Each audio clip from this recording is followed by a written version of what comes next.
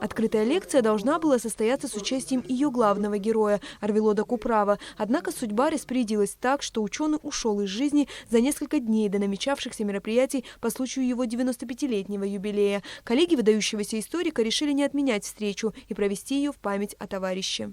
Сегодня 14 октября – это его день рождения. К сожалению, лекция, которая была запланирована в честь него, нам приходится проводить в памяти Арвелода Ирастовича, потому что он буквально 5 дней тому назад ушел от нас.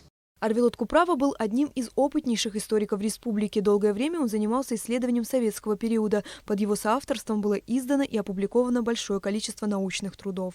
С самого начала своей деятельности занимался советским периодом.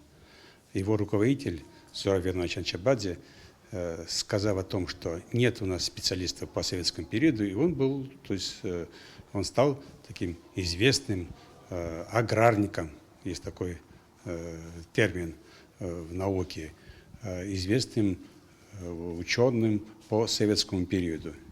Он издал большое количество, около 40 монографий, посвященных именно этому периоду. В последнее время Куправа все больше интересовала тема традиционной культуры абхазов. Доклад, посвященный жизни и деятельности ученого, на открытой лекции представил доктор исторических наук Валерий Бегуа.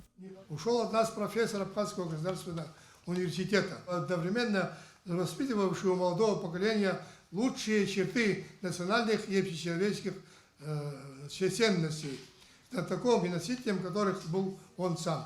Он оставил еще более весомое наследие историческому абхазоведению, сотни научных исследований, выполненных на базе подлинного архивного материала и личного профессионализма. Был заслуженным работником культуры Абхазии, заслуженным деятелем науки Абхазии, заслуженным работником Высшей школы Абхазии, был награжден рядом почетных грамот высших органов власти республики. Ученый внес неоценимый вклад в развитие высшей исторической школы Абхазии. Под его руководством было написано множество научных работ различной направленности. Арвелод Куправа не обделял своим вниманием и учителей. Арвелод Ирастович Куправа способствовал организации преподавания истории Абхазии в средних учебных заведениях республики.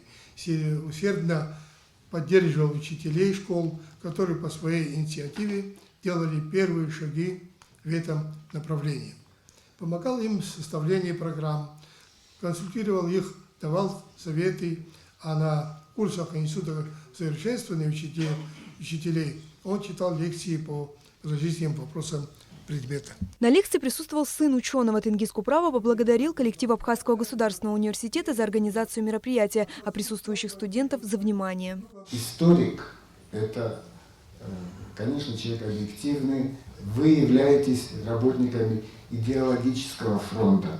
Это очень важно. Сегодня, конечно, ваши старшие преподаватели на этом фронте, да, когда-то и вам предстоит. Но чтобы достойно двигать науку и вообще историю, нужно быть очень образованным человеком. Философ и друг семьи Куправа Георгий Зильфов также решил посетить памятную встречу. Он даже озвучил стихотворное произведение, которое написал в тот самый момент, когда услышал о смерти Арвелода Ирастовича. Тому, кто верит, я знаю в мире, что бытует. Жизнь не закончится сейчас. Хранитель ангелов ведь дарует свой мир для каждого из нас. Он по трудам земным оценит и весь путь, отметивший земной, и дверь откроет тем, кто верит, своей собственной рукой. Многие ученые несправедливо обделяют вниманием советскую эпоху. Что касается Абхазии, то именно в этом периоде таится огромный пласт информации для потенциальных исследований. Он умер. И вы представляете, целое направление ушло. Пожалуйста, я хочу, чтобы кто-то из вас тоже занялся этим периодом, потому что с ним ушло целое направление. И давайте как-то восстановим. До сих пор нет определенного понятия относительно того, что позволяет человеку достичь успеха на профессиональном поприще. Однако, рассматривая пример Арвелода Ирастовича Куправа, нельзя не отметить, что здесь не на последнем месте стоит любовь к своему делу. Подтверждением этому служит и тот факт, что, будучи в возрасте без малого 95 лет, историк продолжал плодотворно работать. Амелия Бисмарк, Степан Мартиросян, Абхазское телевидение.